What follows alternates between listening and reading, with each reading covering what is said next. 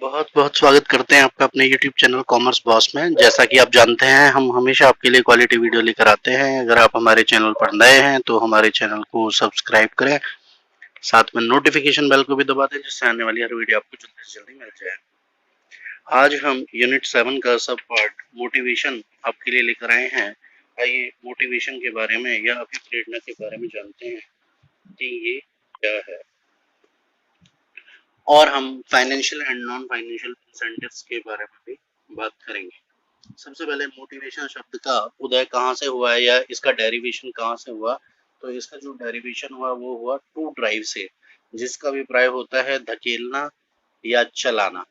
देखिए, ड्राइव का मतलब होता है चलाना, तो मोटिवेशन जो शब्द है इसका अभिप्राय होता है कर्मचारियों से इच्छित कार्य लेना।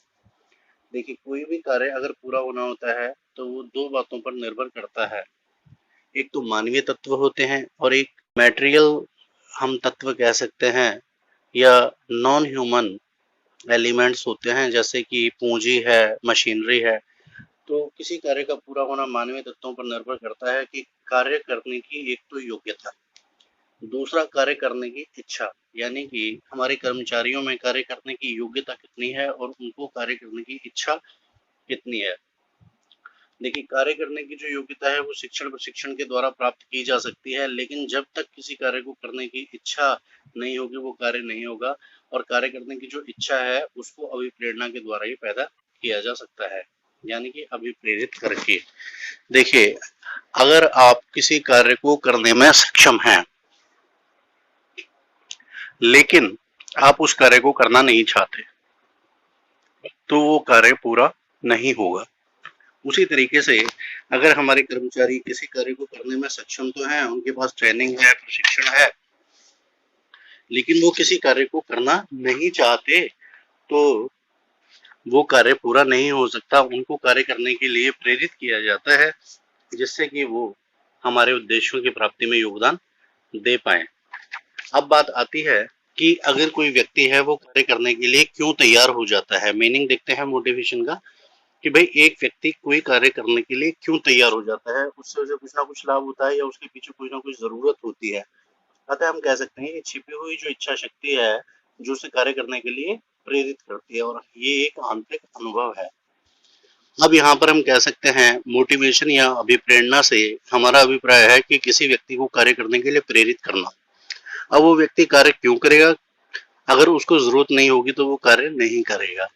अतः सबसे पहले जरूरत का अनुभव कराया जाता है, या फिर कह सकते हैं कि जरूरत ही अभिप्रेरणा का आधार है। नेक्स्ट हम देख लेते हैं इसकी डेफिनेशन के बारे में, जो कि पुंटज एंड ओडोनल ने दी है। अभिप्रेरित करना लोगों को इच्छित ढंग से कार्य करने के लिए प्रेरित करना है।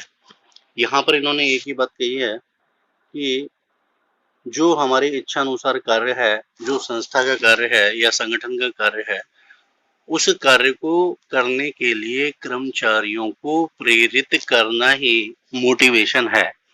अब किसी भी व्यक्ति को कार्य करवाने के लिए, प्रेरित करने के लिए दो तरीके हो सकते हैं। या तो आप उसको कोई मौद्रिक लाभ दें या अमौद्रिक लाभ दें, और ये दोनों ही सकारात्मक और नकारात्मक हो सकता है।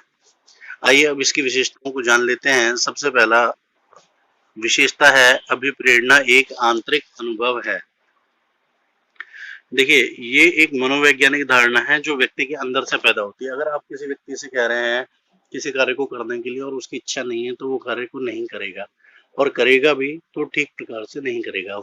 इसका एक एग्जाम्पल लिया जा सकता है कि आपकी माताजी आपसे कहती हैं कि आप पढ़ने के लिए बैठ जाएं। आपकी इच्छा अंदर से पढ़ने की नहीं हो रही है, आपकी इच्छा हो रही है खेलने की। अगर आप जबरदस्ती पढ़ने बैठ भी जाएंगे तब भी आप उस कार्य को मन लगाकर नहीं करेंगे और उसका कोई फायदा नहीं होगा, क्योंकि आपकी इच्छा ही नहीं है।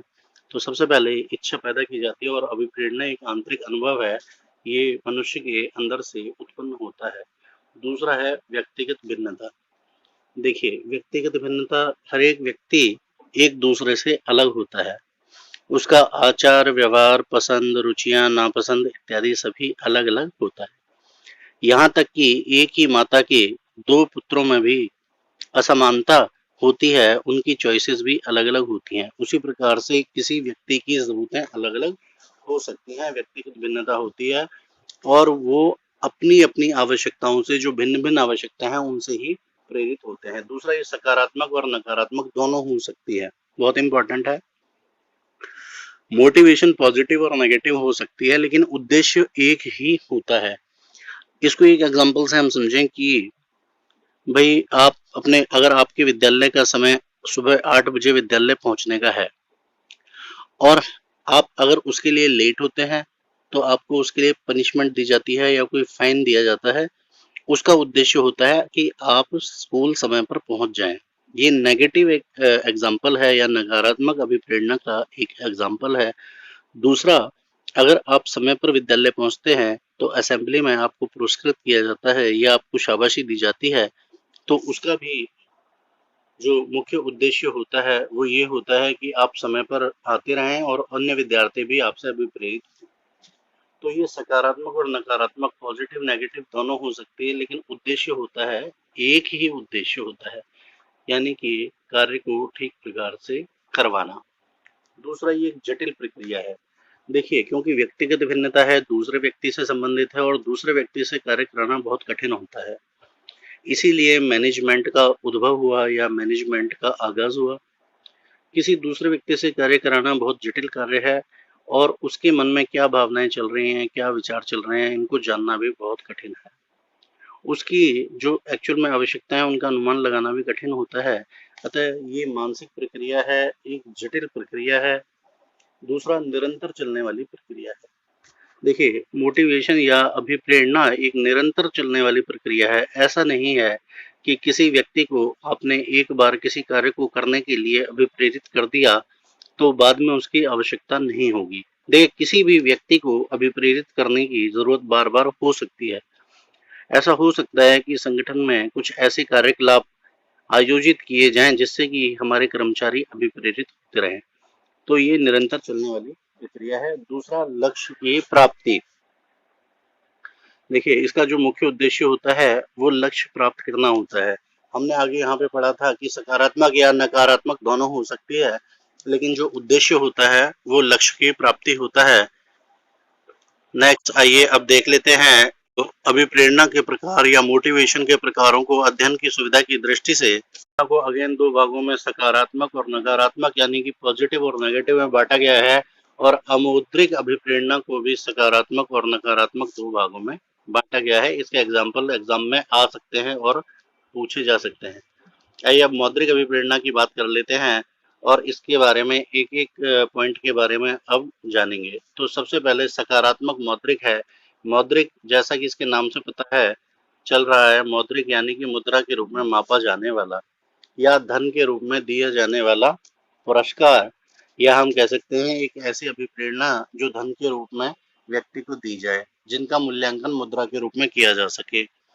यह मुद्रा से ऐसा ऐसा नहीं कि भाई कोई नगद में ही दिया जाए, बल्कि कुछ ऐसी सुविधाएं भी दी जा सकती हैं जिनका मूल्यांकन मुद्रा के रूप में किया जा सकता है। जैसे मान के चलें किसी कर्मचारी को हमने कोई मकान दिया रहने के लिए, लेकिन जब उसको रहने के लिए मकान दिया तो जो उसको किराया अन्य जगह पर देना पड़ता वो उसे अब नहीं देना पड़ेगा। तो ये भी एक मौद्रिक अभिप्रेरणा का ही रूप है। आइए जान लेते हैं। सबसे पहला है वेतन एवं भत्ते।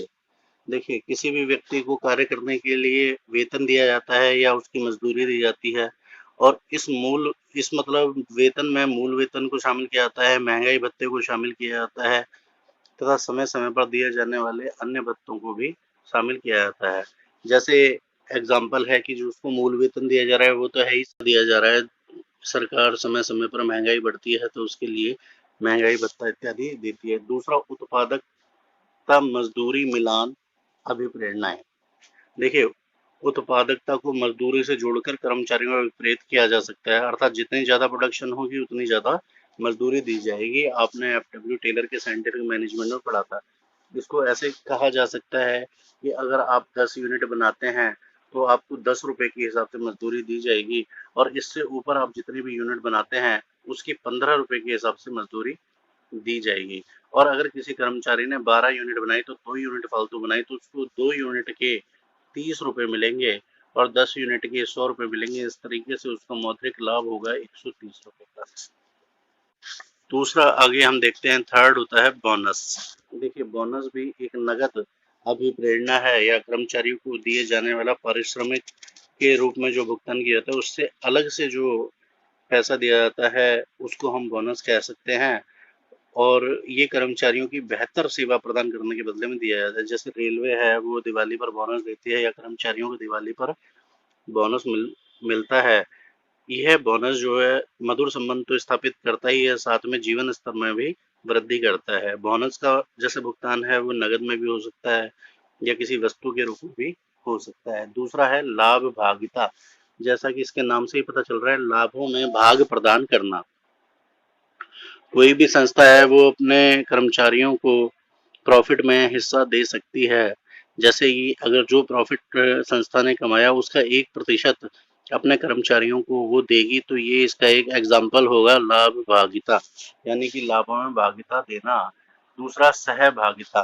देखिए लाभ भागिता और सहभागिता में अंतर होता है। सहभागिता का अभिप्राय होता है कि कर्मचारियों को पूंजी में हिस्सेदार बना लेना, यानी कि जो संस्था के शेयर हैं वो शेयर उनको देना। दूसरे शब्दों में हम कह सकते हैं कि संस्था के कर्मचारियों को संस्था में मालिकाना हक प्रदान करना। अगला हो सकता है सेवानिवृत्ति लाभ। देखिए कर्मचारी पूरी जिंदगी एक संस्था के लिए कार्य करता है और एक निश्चित आयु प्राप्त करने पर उसे रिटायर कर दिया जाता है या वो रिटायर हो जाता है, तो सेवानिवृत्ति पर उसको बहुत सारे लाभ दिए जाते हैं या नगद में या धन के रूप में उसको पैसा दिया जाता है, जिससे कि वो बाकी का अपना जीवन अच्छे प्रकार से गुजर बसर कर सके।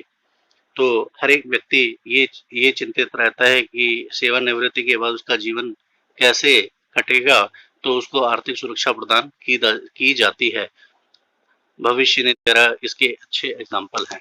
नेक्स्ट है अनुलाभ, जिनको हम परक्यूजिट्स के नाम से जानते हैं। अनुलाभ का अभिप्राय ऐसी सुविधाएं हैं जो कर्मचारियों को अपने मालिकों से या अपने नियोक्ताओं से निःशुल्क मिलते हैं। जैसे कि मकान दे दिया, उसके बदले में कोई किराया न लेना, कार की सुविधा देना या नौकर की सुविधा देना इत्यादि।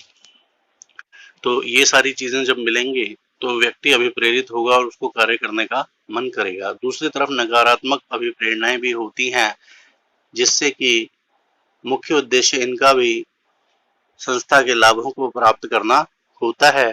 जैसे कि वेतन काटना। अगर कोई व्यक्ति कार्य अच्छे ढंग से नहीं कर पाता या संस्था के नियमानुसार नहीं कर पाता तो उसके वेतन में कटौती कर दी जाती है।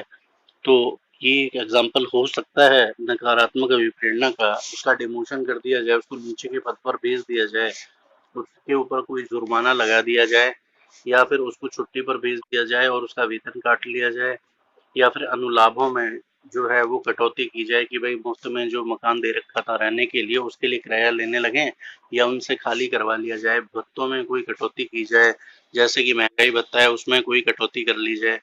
तो इस प्रकार से नकारात्मक अभिप्रेरणाएं हैं, लेकिन उद्देश्य होता है कार्य कराना। अब अमौद्रिक की बात कर लेते हैं। देखिए अमौद्रिक अभिप्रेरणाएं जैसे कि इनको मुद्रा के रूप में तो नहीं नापा जा सकता, लेकिन इसका उद्देश्य होता है व्यक्तियों से अच्छे प्रकार से कार्य कराना या कार्य करने के लिए उन्हें प्रेरित करना। ये भी दो प्रकार की हो सकती हैं, सकारात्मक और नकारात्मक। आइए देखते हैं। सबसे पहला उच्च पद। देखिए किसी व्यक्ति को हम मॉनेटरी बेनिफिट नहीं देना चाहते, उसको जितनी सैलरी मिल रही है उसको उतनी ही सैलरी मिलेगी, लेकिन वो जिस पद पर कार्य कर रहा है उससे ऊंचे पद पर वो कार्य करेगा। तो ये एक सकारात्मक एग्जाम्पल है अभिप्रेरणा का। दूसरा संगठनात्मक वातावरण। देखिए संगठनात्मक वातावरण का अर्थ होता है जैसे संगठन की कोई जो वर्किंग सिस्टम है या कार्य प्रणाली है उससे है। जैसे कोई पुरस्कार देना, उसको कर्मचारियों के महत्व को बढ़ाना, और जैसे कोई भी कर्मचारी वो बेहतर वातावरण में कार्य करना पसंद करता है तो उसको अच्छी वर्किंग कंडीशंस उपलब्ध कराना। नेक्स्ट, कैरियर की बढ़ोतरी करना। संगठन का जो प्रत्येक कर्मचारी वो अपने जीवन में तरक्की करना चाहता है और पदोन्नति या तरक्की प्राप्त करने के लिए वो अच्छे प्रकार से कार्य करता है। तो प्रबंधक को जैसे ये सुविधाएं अपने कर्मचारियों को उपलब्ध कराकर उसकी पदोन्नति का रास्ता भी साफ करता है, तो वो अच्छी प्रकार से कार्य करता है। दूसरा है कार्य की संपन्नता या कार्य को पूरा करना, जॉब एनरिचमेंट। कार्य संपन्नता का जैसे हम कह सकते हैं कि उसको अधिक अधिकार देना, उसको उत्तरदायित्व देना, उच्च स्तर का ज्ञान जैसे प्राप्त करवाना, और हम कह सकते हैं कि कर्मचारी इस प्रकार से जॉब जैसे प्राप्त करता है, उसको उच्च स्तरीय ज्ञान के कारण जो भी पोजीशन मिलती है या फिर जो है उसको उपलब्ध कराया जाता है प्रबंधकों के द्वारा, तो वो एक अंदर से सेटिस्फेक्शन महसूस करता है। इससे कार्य करने के प्रति उसकी रुचि भी बढ़ती है। नेक्स्ट है कर्मचारी पहचान कार्यक्रम। देखिए, ऐसे कार्यक्रम संस्था के द्वारा समय-समय पर करवाए जाते हैं। इसमें जैसे मुख्य पट पर या एक सूचना पट पर कर्मचारी की फोटो लगाना, उसको बधाई देना, उसकी प्रशंसा करना, स्मृति चिन्ह देना, इस तरीके से कार्य किया जाता है। नेक्स्ट है सेवा और सुरक्षा। ये भी एक अच्छा कह सकते हैं, जैसे कि कर्मचारी के मन में ये डर रहता है कि उसे नौकरी से कभी हटाया जा सकता है और उसे फिर दूसरा कार्य मिलेगा या नहीं, या उसके मन में ये भाव भी रह सकता है कि उसकी नौकरी जो है वो पक्की नहीं है, उसको भी हटाया जा सकता है, तो वो कार्य करने की क्षमता उसकी घट जाएगी। बल्कि उन कर्मचारियों की कार्य क्षमता अधिक होगी जिनको पता है कि उनको वेतन भी अच्छा मिलेगा और नौकरी भी उनकी नहीं जाएगी, तो उनको सुरक्षा भी चाहिए। तो इस तरीके से उनको ये आश्वासन दिया जा सकता है कि भाई उनकी नौकरी पक्की है, उन्हें हटाया नहीं जाएगा। कर्मचारियों की भागीदारी।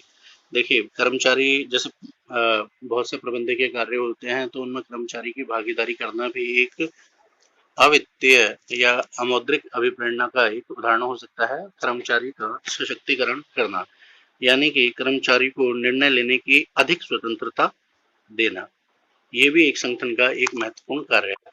अब बात कर सकते हैं जैसे कि भाई नकारात्मक अभिप्रेरणाओं में, जैसे धमकाना या उनकी बेइज्जती करना कर्मचारी की। जैसे अगर कोई कर्मचारी लेट आता है तो उसको शर्मिंदा करना या उसको कड़वे वचन कहना, ये एक एग्जाम्पल हो सकता है। दूसरा, नौकरी से निकालने की उसे धमकी दी जाए, तो ये भी नेगेटिव एक एग्जाम्पल हो सकता है अमौद्रिक अभिप्रेरणा का। लेकिन इनका मुख्य उद्देश्य जो होता है वो संस्था के उद्देश्यों की प्राप्ति करना ही होता है। अब एक जो महत्वपूर्ण प्रश्न यहाँ पे बनता है वो बनता है मौद्रिक और अमौद्रिक अभिप्रेरणाओं में क्या अंतर है। ये पेपर में आ सकता है, तो आइए इनके डिफरेंस को देख लेते हैं कि इनमें क्या अंतर है। सबसे पहले माप। देखिए, मौद्रिक अभिप्रेरणाओं की मुद्रा के रूप में माप की जा सकती है, जैसे कि उसको मुद्रा के रूप में नापा जा सकता है। लेकिन अमौद्रिक जो अभिप्रेरणाएं हैं, ऐसा संभव नहीं कि उनको मुद्रा के रूप में मापा जा सके। दूसरा, उपयुक्तता। प्रेरणाएं होती हैं वो श्रमिकों के लिए ज्यादा उपयुक्त होती हैं, जबकि अमौद्रिक अभिप्रेरणाएं प्रबंधकों या उच्च अधिकारियों के लिए ही ज्यादा सक्सेसफुल होती है। नेक्स्ट, संतुष्टि का स्तर। तो संतुष्टि का स्तर निम्न स्तरीय होता है। इसमें लोगों को केवल रोटी, कपड़ा, मकान, ये इच्छाएं पूरी अगर उनकी हो जाए, इतना पैसा उनको मिल जाए, तो वो सेटिस्फाइड होकर कार्य कर लेते हैं। जबकि अमौद्रिक अभिप्रेरणाओं में उच्च स्तर होता है, यानी कि वो पद, प्रतिष्ठा, मान सम्मान से ज्यादा जुड़ा हुआ होता है, देखने योग्य। तो देखिए, ये जो मौद्रिक अभिप्रेरणाएं हैं, इनको देखा जा सकता है प्रत्यक्ष रूप से कि भाई साफ साफ मुद्रा के रूप में उसको नापा जा सकता है, या ये देखा जा सकता है कि भाई इनको अगर रहने के लिए मकान दिया गया है तो इसका पर मंथ किराया इतना हो सकता है। जबकि अमौद्रिक अभिप्रेरणाएं, उनको महसूस किया जा सकता है, देखा नहीं जा सकता। तो ये मौद्रिक और अमौद्रिक अभिप्रेरणाओं में अंतर स्पष्ट है। आगे आने वाले वीडियो में हम मैस्लो की नीड हायरार्की थ्योरी लेकर आएंगे। आशा करते हैं ये वीडियो आपको अच्छी लगी होगी। अगर वीडियो अच्छी लगी है तो इसे लाइक और शेयर करें और हमारे चैनल को सब्सक्राइब करें। Thanks for watching.